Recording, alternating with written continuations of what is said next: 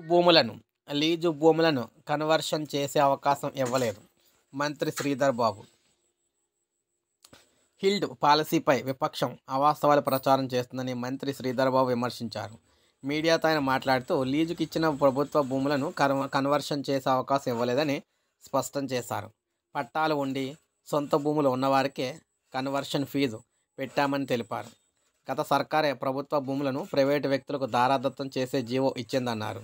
భారత రాష్ట్ర సమితి హయాంలో ప్రభుత్వ భూములపై యాజమాన్య హక్కులను పారిశ్రామికవేత్తలకు ఇచ్చే జీవో తీసుకొచ్చారు.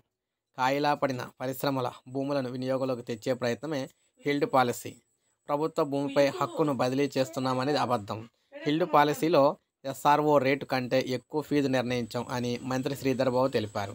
సో ఈ విధంగా తెలంగాణలోని కంపెనీలకు ఇచ్చే భూములకు సంబంధించి ఏవైతే ఉంటాయో ఆ భూముల లీజు భూములను కన్వర్షన్ చేసే అవకాశం అయితే ఇవ్వలేదని చెప్పేసి చెప్తున్నారనమాట.